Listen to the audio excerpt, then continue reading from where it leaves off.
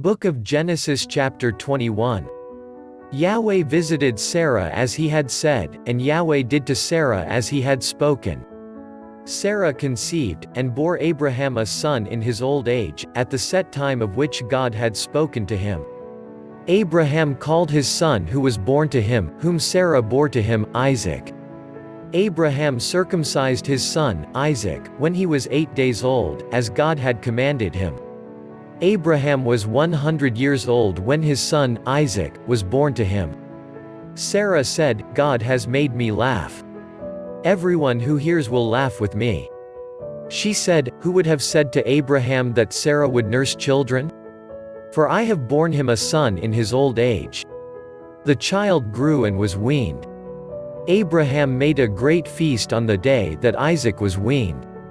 Sarah saw the son of Hagar the Egyptian, whom she had borne to Abraham, mocking. Therefore she said to Abraham, "Cast out this servant and her son. For the son of this servant will not be heir with my son, Isaac." The thing was very grievous in Abraham's sight on account of his son. God said to Abraham, "Don't let it be grievous in your sight because of the boy, and because of your servant. In all that Sarah says to you, listen to her voice. For your offspring will be named through Isaac.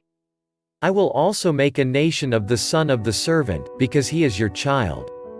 Abraham rose up early in the morning, and took bread and a container of water, and gave it to Hagar, putting it on her shoulder, and gave her the child, and sent her away.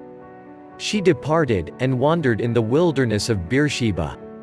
The water in the container was spent, and she put the child under one of the shrubs. She went and sat down opposite him, a good way off, about a bow shot away. For she said, "Don't let me see the death of the child." She sat opposite him, and lifted up her voice, and wept.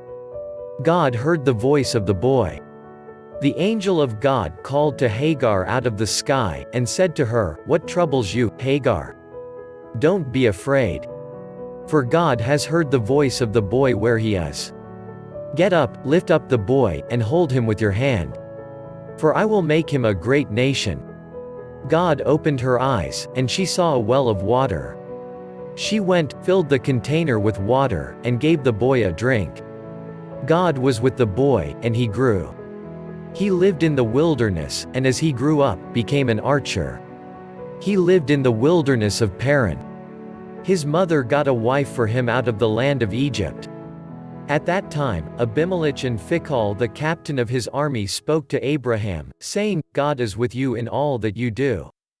Now, therefore, swear to me here by God that you will not deal falsely with me, nor with my son, nor with my son's son. But according to the kindness that I have done to you, you shall do to me, and to the land in which you have lived as a foreigner." Abraham said, "I will swear." Abraham complained to Abimelech because of a water well, which Abimelech's servants had violently taken away. Abimelech said, "I don't know who has done this thing. You didn't tell me, and I didn't hear of it until today." Abraham took sheep and cattle, and gave them to Abimelech. Those two made a covenant. Abraham set 7 ewe lambs of the flock by themselves. Abimelech said to Abraham, "What do these 7 ewe lambs, which you have set by themselves, mean?" He said, "You shall take these 7 ewe lambs from my hand, that it may be a witness to me, that I have dug this well." Therefore he called that place Beersheba, because they both swore an oath there. So they made a covenant at Beersheba. Abimelech rose up with Phicol, the captain of his army, and they returned into the land of the Philistines.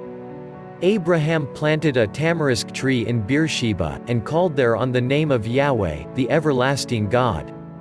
Abraham lived as a foreigner in the land of the Philistines many days.